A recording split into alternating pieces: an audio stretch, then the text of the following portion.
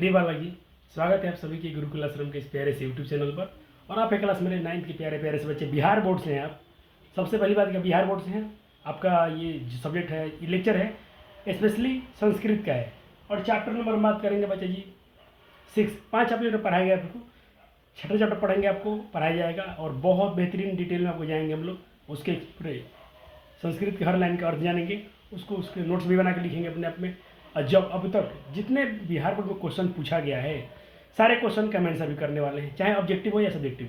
तो ये वीडियो जरूर आप शेयर कीजिएगा अपने दोस्तों के साथ। अपने क्लास में जो भी आपके मित्र पढ़ते हो ना स्कूल में, उनके व्हाट्सएप पर जो भी आपका माध्यम से जुड़े हैं, तो उनको ये लिंक जरूर शेयर कीजिएगा। चलिए शुरू करते हैं आज का लेक्चर। वीडियो आपको जरूर पसंद आएगा, इतना मेरे मानना है और मेरा मेहनत पर अपना भरोसा है कि आपको ये लेक्चर बहुत पसंद आने वाला है। चलिए शुरू करते हैं इस लेक्चर को। तो ये प्यारे बालक जी अपना प्यूसम भाग 1 है। भाग 2 हम क्लास 10th में जाके पढ़ते हैं। क्लास 10th का संस्कृत पूरा कंप्लीट करा दिया गया है। जब भी आप संस्कृत में क्लास 10th में जाइएगा, सिर्फ आपको पढ़ना रह जाएगा। तो अपना चैप्टर शुरू होगा। कितना हम लोग पढ़ लिए? हमने पढ़ लिए chapter 1, chapter 2, chapter 3, chapter 4, chapter 5 पिछले वीडियो में पढ़ा था, और चैप्टर 6 पढ़ेंगे आज हम लोग, जो ये एक निबंध है संस्कृत साहित्य पर्यावरणम। पर्यावरण में संस्कृत का क्या महत्व है आज हम, वो क्या बात है सर, इन्वायरमेंट में भी सर संस्कृत का योगदान है। बिल्कुल बच्चा जी है। तो पहले चैप्टर का थोड़ा सा हम परिचय पढ़ लेते हैं।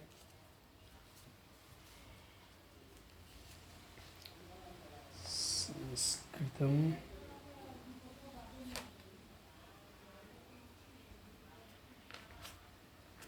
चैप्टर है क्या, पहले देख लीजिए। चैप्टर है ये निबंध।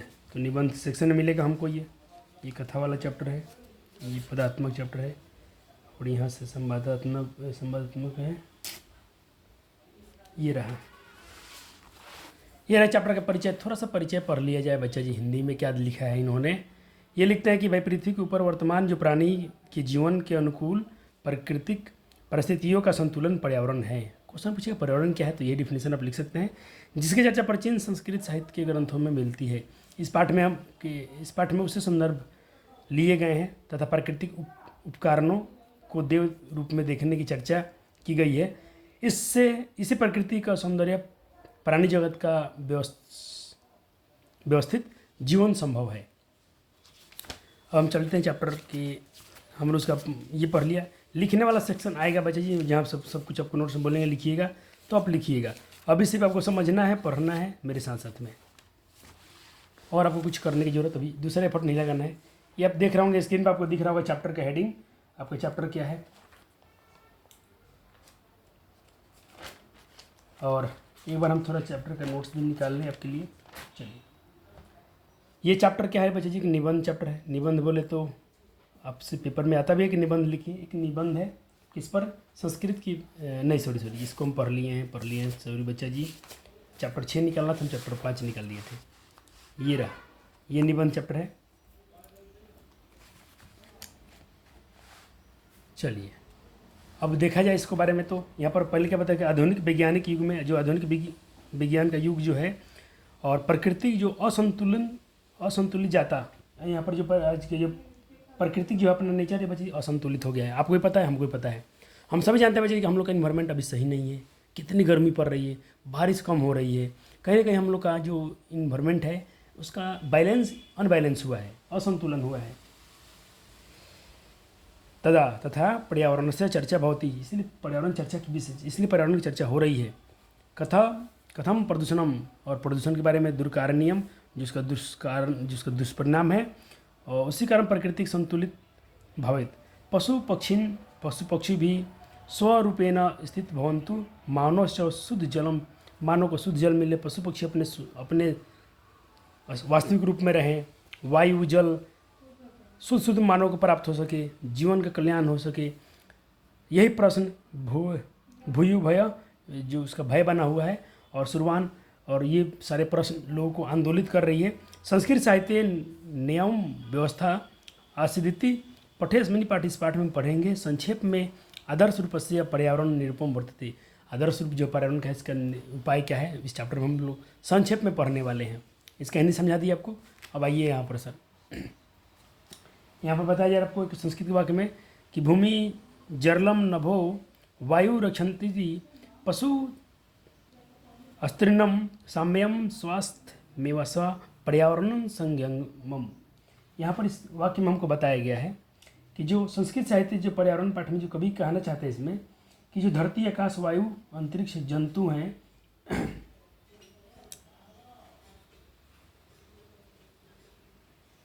जितने वायुमंडल है इसमें जो पशु पक्षी जो उड़ रहे हैं चल रहे हैं वो, और ये पर्यावरण के संतुलन में अंतरिक्ष में जितने जंतु हैं तथा पर्यावरण का संतुलन यहाँ पर लिखा है समय स्वास्थ्य जो पर्यावरण का स्वास्थ्य है, पर्यावरण संयम इन पर्यावरण का स्वास्थ्य संतुलन रहना बहुत आवश्यक है। पर्यावरण का अर्थ होता है कि इनका संतुलित एवं स्वास्थ्य हालत में रहना बहुत जरूरी है। स्वास्थ्य और संतुलित अवस्था में रहना पर्यावरण का बहुत जरूरी है, इस वाक्य में हमको समझाया गया है। अब चलते हैं अगले लाइन में। संस्कृत साहित्य महती परंपरा संसारस्य सर्वान् विषयर्णीकृतं प्रचलित। जो संस्कृत साहित्य है इसकी महान परंपरा सभी विषयों को अंगीकार कर प्रचलित हुई है।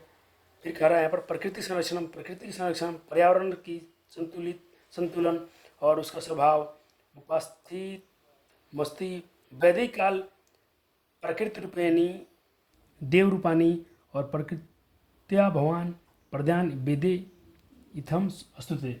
यहाँ पर हमको बताया जा रहा है कि वेदों के समय में भी प्रकृति के विभिन्न अंगों का उपकरण देवताओं के रूप में कल्पित हुए हैं। वेदों में प्रकृति रूपानी संभावना प्रजनो मतलब बरसने वाला बादल को भी बच्चे जी वेद में भी बरसने वाले बादल को इस प्रकार प्रस्तुत किया गया है। कैसे किया गया है तो एक हम पढ़ते हैं लाइन काला वर्ड जो बोल्ड अक्षर में लिखा गया है। तो या फलानी या अफला अपुष्पा यश्चि पुष्पानी बृहस्पति प्रसुता नो मुंचुन त्वम हंस। यहाँ बताया जा रहा है पृथ्वी ही मेघों को बादल से उत्पन्न करती है, पृथ्वी ही बादल को मेघों से उत्पन्न करती है। फिर वही गर्मी के में संतृप्त होकर धरती पर अपने जल में सिंच कर जीवन प्रदान करती है। वही पृथ्वी क्या करती है, बादल का निर्माण करती है। फिर बादल से धरती को खींच लेती है और अपने आप को सिंचती है। मतलब जैसे अभी बारिश हो रहा है, आपने देखा बच्चा जी, तो मिट्टी क्या हो रहा है, सिंचाई हो पा रहा है। अब सिंचाई से क्या हो रहा है, फिर से कुछ नए फसलें आएंगे, उत्पादन होगा और यहाँ पर जितने जीवन हैं सबको बच्चे जीवन प्रदान करती है। और इस प्रकार मेघ बादल पृथ्वी की रक्षा करते हैं। इस प्रकार मेघ जो हैं यानी जो बादल हैं पृथ्वी की रक्षा करते हैं। क्वेश्चन पूछा जाएगा आपसे कि बादल किसकी रक्षा करते हैं, तो पृथ्वी की, अर्थात पृथ्वी पर उपस्थित सभी जीवों की रक्षा करते हैं। कौन? मेघ। चलो, अत्र औषधोयो देव अस्तुन्ते संस्कृत काव्येषु प्रकृति वर्णनम आवश्यक विद्यते। इसीलिए भाई संस्कृत महाकाव्य में भी या काव्य में प्रकृति का वर्णन आवश्यक है।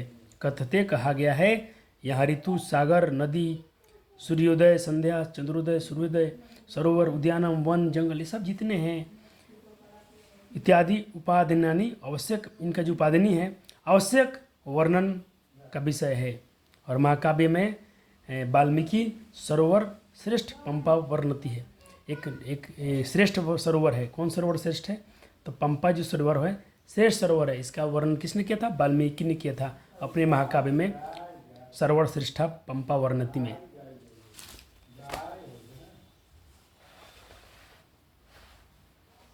अब हम पढ़ने जा रहे हैं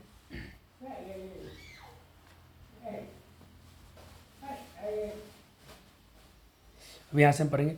यहाँ पर भी लिखा है जिसमें क्या कहते हैं, जिस नदी तालाब में क्या रहते हैं, नाना प्रकार के लताएं, फूल, ठीक, ये सब उसमें खिले रहते हैं। उसमें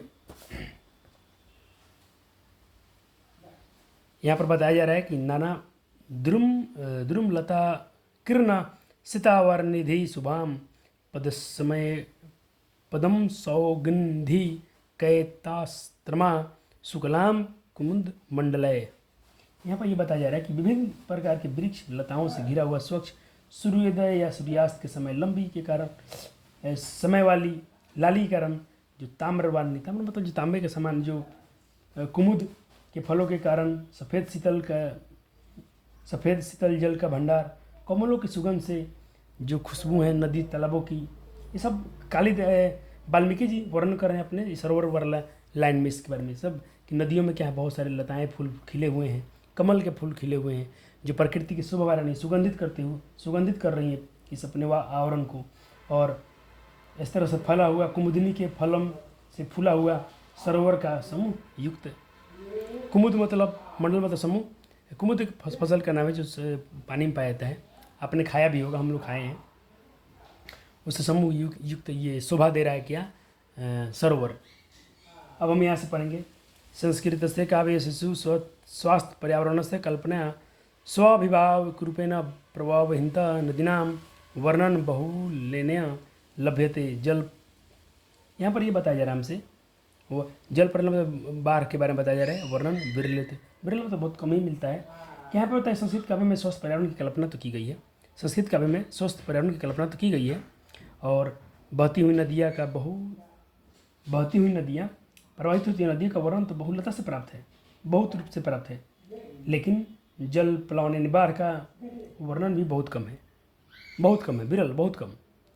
सूर्य तापित, अब देखो सूर्य से तपती हुई ज्येष्ठ का महीना मध्य मतलब 12 बजे दोपहर का महीना समय बाण भट्टेन वर्णित। आपसे क्वेश्चन पूछेगा ज्येष्ठ महीना का वर्णन किसने वर्णन किया है? तो बाण भट्ट के ने किया है। और स्वाभाविक है कि वस्तुतः जितना हमने सब देखा है ऋषि महर्षियों के योगदान से कि स्वाभिवका विवेक रूपेण प्रवर्तानाम ऋतूनाम वर्णन पर्यावरण प्रति कभी न मतस्य दृश्यते। ग्रीष्म तपेन, जो गर्मी से तपती हुई, संतप्ते रक्षा वृक्षाम कुर्वन्ति, जब दोपहर में पैर जलता है धूपों से हमारा तो वृक्ष रक्षा करता है। इसीलिए बताया गया है मार्गे से सुसरक के और में पर्यावरण में उसकी पुनः निवृत्ति के लिए प्रतिपादित करना चाहिए और फलवंतो वृक्षारोपण हमें करना चाहिए। यही नीतिकार लोगों का कहना है। क्यों वृक्ष रोपना चाहिए? क्योंकि स्वयं न खादंती फलानी वृक्षा, स्वयं तो खुद अपना फल नहीं खाता है वृक्ष, लेकिन स्वयं न वारणी न पिबंती नद्या, और नदी भी अपना जल स्वयं नहीं पीती है, लेकिन हम लोग के लिए फल हम लोग के लिए पौधे देते हैं, नदियाँ जल हम लोग के लिए देती है। इस तरह उनका सेवा करना हमारा कर्तव्य बनता है।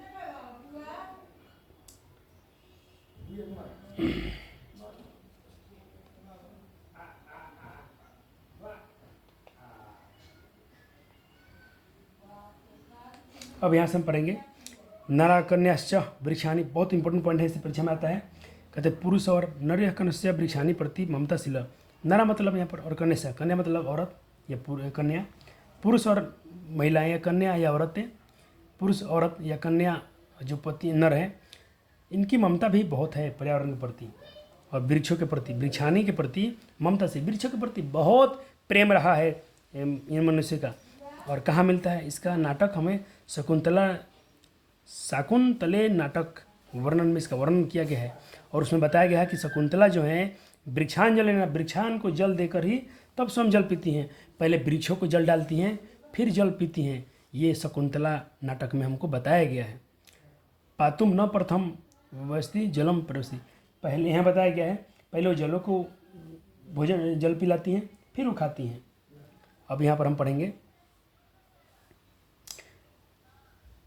न तत्जलम यानम सुचारु पंकजम मतलब कमल होता है, न पंकजम तदा यद लिप सदनदम।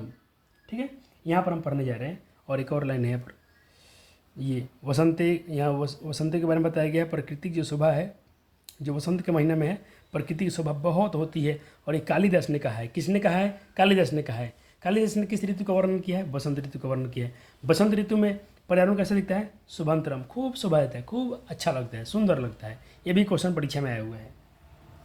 अब बताया जा रहा है कि द्रुमास सुपुष्पास सलिलम संपदम सर्व प्रिय हरे चर, ये सबको प्रिय लगता है।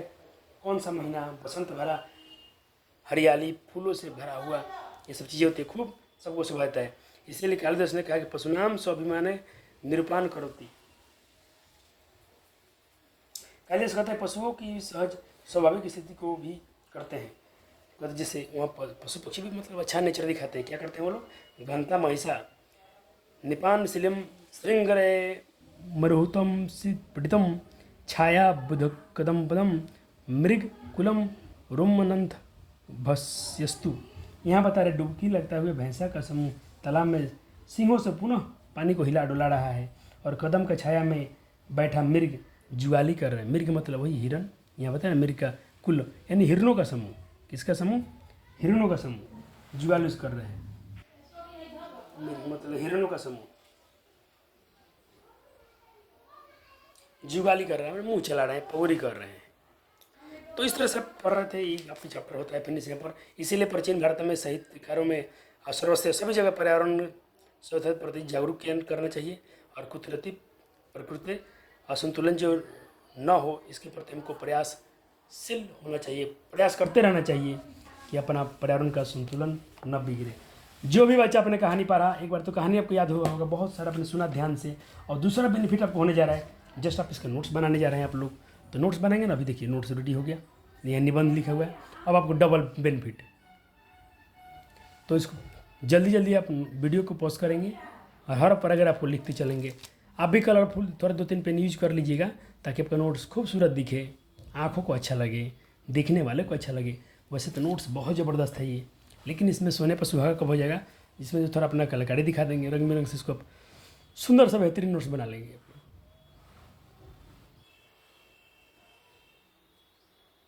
जितना समय लगता है बच्चे जी आप लोग को पढ़ाने में। अभी हम क्वेश्चन आंसर पर डिस्कस करेंगे, आपको परेशान नहीं होना है।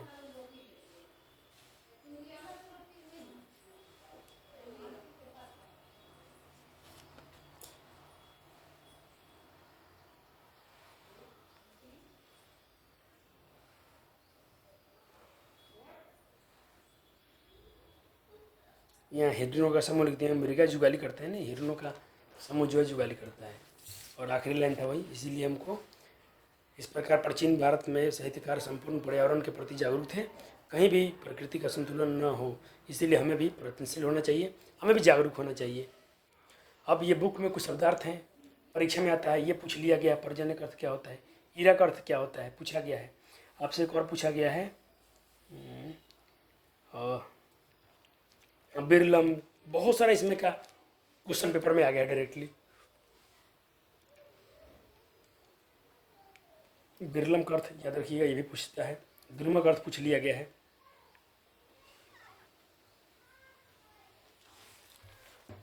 व्याकरण से क्वेश्चन है, पहला तो यही क्वेश्चन पूछ लिया गया कि पर्यावरण का संधि विच्छेद क्या होता है। तो परिजोरावरण, नयन का संधि न जो यम नियम, इसका सबको इसमें लिख दिया हूँ। इसमें तो 2 इंपॉर्टेंट है, ये इंपॉर्टेंट है, ये इंपॉर्टेंट है, बाकी इसको सिर्फ लिख लीजिए। ये सब एग्जाम में नहीं आता है, ये सब एग्जाम में नहीं आएगा, इतने टफ संधि नहीं आते हैं। ये दोनों इंपॉर्टेंट है, ध्यान रखिएगा। VVI ध्यान रखना ही चाहिए आपको। चलिए, पर्यावरण में कौन सा प्रत्यय है, तो ल्युट प्रत्यय है। साम्यम में कौन सा प्रत्यय है, शन्यत प्रत्यय है। और इसमें का ये अब पूछा जा सकता है, ये पूछा जा सकता है, बाकी प्रत्यय पर ध्यान मत दीजिए, लेकिन आपको लिखना तो सब कुछ है, याद रहे तो और खुश। चलो आप बुक का अभ्यास देख लेते हैं, संस्कृत वाला कहता है कि भाई प्रकृति उपकारणी कथ्यम प्रकल्पन, किसने किया था, तो भाई देव के रूप में। जो प्रकृति का उपकार जो है किसके रूप में माना गया, देव के रूप में माना गया है। प्रकृति वर्णम कुत्र आवश्यक, क्यों आवश्यक है, तो संस्कृति काव्येषु, काव्येषु, इसको मैं सही से लिखता हूँ काव्येषु, ऐसे लिखना काव्येषु। वाल्मीकि क्यों सरोवर वर्णत, वाल्मीकि किस, तो उनका श्रेष्ठ जो है पंपा जो है सरोवर है, इसको उन्होंने श्रेष्ठ बताया। ज्येष्ठ महीना का मध्य केन वर्ण किया था, तो वान भट्ट ने किया था। याद आ गया ना सर, हाँ तो जस्ट पढ़े थे अभी। जलाशिशु कमला वर्णम के लिए रवि, तो भट्टी ने किया था। किसने किया था, भट्टी ने। देखो ये वाला लाइन पूछ लिया है, जलाशिशु कमलम किसने, तो भट्टी ने। ये सब पेपर में आया हुआ क्वेश्चन है, एक भी सर आपको एक्स्ट्रा फालतू चीज़ नहीं पढ़ाएंगे। चलो, तो ये बुक क्या है, तो थोड़ा इसको लिख लीजिए। ये सब एग्जाम में ऐसे क्वेश्चन ऑब्जेक्टिव में आता है, संस्कृत में आपको आंसर नहीं देना होता है, फिर भी आप समझ लेंगे तो अच्छा रहेगा।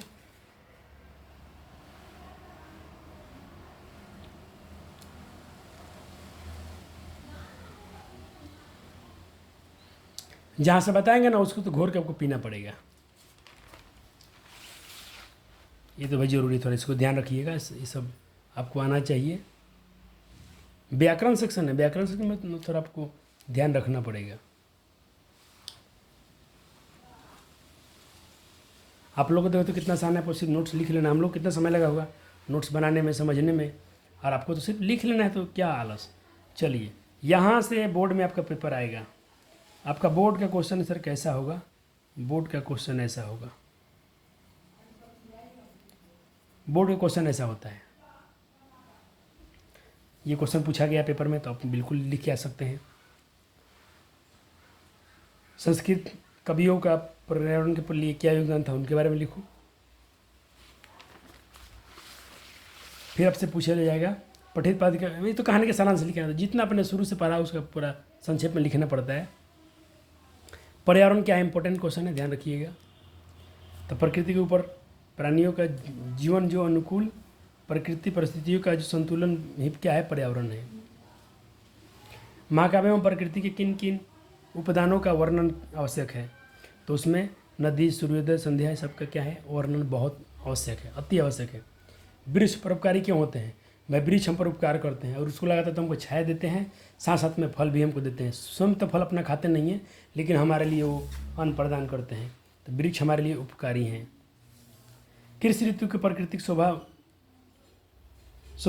शोभनाम होती है।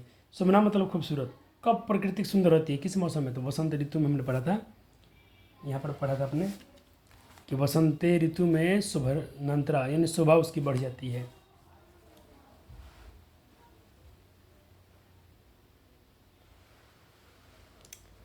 अगला सवाल है कि वाल्मीकि ने किस सरोवर का वर्णन किया है, तो श्रेष्ठा पंपा सरोवर का उन्होंने वर्णन किया है। ज्येष्ठ मास का वर्णन किस कवि ने किया है, तो ज्येष्ठ मास का वर्णन वाराभट्ट ने किया था। और वही बताया था कि जब पेड़ हम धूप से जब जलते हैं तो वहाँ पर वृक्ष हमको छाया प्रदान करती है। संस्कृत काव्य में नदियों का वर्णन क्या उद्देश्य क्या था, तो उसका उद्देश्य यही था कि नदियाँ तो जल खुद पीती नहीं हैं, हमारे लिए जल प्रदान करती हैं। और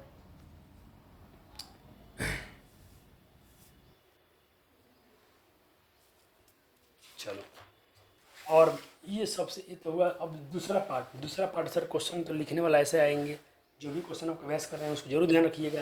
अब MCQ आता है तो MCQ तो बिना पूछे बता सकते हैं। चलिए एक बार आंसर हम ढकी लेते हैं। जल से पृथ्वी की रक्षा कौन करता है? अभी आपसे बताया था, जल से पृथ्वी की रक्षा कौन करता है? समुद्र, मेघ, नदी। मेघ करता है। किसने पंपा सरोवर का वर्णन किया? तो अभी जस्ट थोड़ा पहले पढ़े थे, वाल्मीकि ने किया था।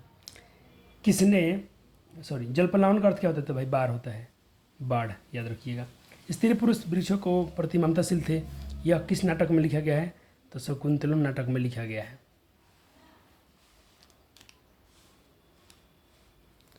सूर्य तापित ज्येष्ठ का जो महीना होता है किसने वर्णन किया था? तो वानभट्ट ने किया था। ग्रीष्म के ताप वसंत ऋतु की रक्षा कौन करता है? तो भाई वृक्ष करते हैं। पर पंपा सरोवर का वर्णन किसने किया? वही सवाल घुमा के पूछ लिया है, तो इसका हो जाएगा वाल्मीकि। कौन पैरों में पानी डालकर ही पानी पीती थी? तो शकुंतला। शकुंतला या शकुंतला कौन? शकुंतला, जो भी रहेगा, शकुंतला रहे या शकुंतला रहे।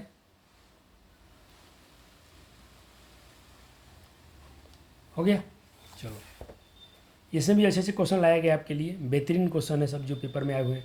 भट्टी ने किस काल में कमलों पर मंडाते हुए भौरों का वर्णन किया है? किस काल में? तो ये किए थे शरद काल में। ज्येष्ठ महीने में दोपहरी का वर्णन किसने किया था? तो वानभट्ट ने किया था। अभिज्ञानम शकुंतलम कस्य किसकी रचना है? तो ये कालिदास की रचना है। वाल्मीकि सरोवर का वर्णन कहाँ पर है? किस नदी, किस सरोवर में? तो पापा सरोवर। किस काल में प्रकृति उपकरण देव रूप में प्रचलित थे? तो वैदिक काल में। पर्जन्य का अर्थ क्या होता है? तो भाई बरसने वाला मेघ। बिरलम का अर्थ क्या होता है? तो ऑप्शन बी है दुर्लभ। दुर्मा का अर्थ क्या होता है सर? पेड़ होता है या वृक्ष होता है?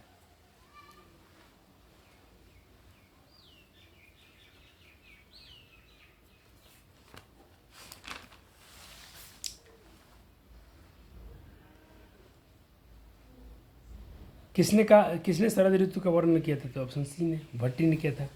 अभिज्ञानम शकुंतलम नाटक में वृक्षों को कौन सींचता है?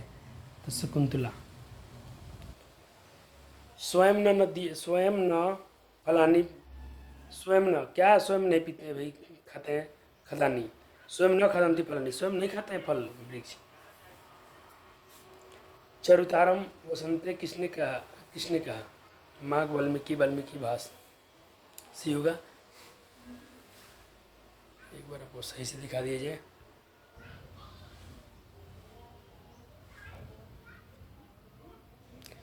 तो इस तरह से बच्चे जी मेरे पास इतने क्वेश्चन थे। एक पेज आप जरूर छोड़िएगा इसमें, जैसे यहाँ छोड़ा गया है, यहाँ छोड़ा गया है, तो आप एक पेज जरूर छोड़िएगा आगे पीछे दोनों तरफ। और मिलते हैं अगले वीडियो में। तो वीडियो कैसा लगा जरूर बताइएगा। पेपर तब एग्जाम एकदम झका जाएगा, इस चैप्टर से आते हैं क्वेश्चन, तो डरना आपको नहीं है। थैंक यू, मिलते हैं अगले वीडियो में, तब तक के लिए बहुत बहुत प्यार और शुक्रिया।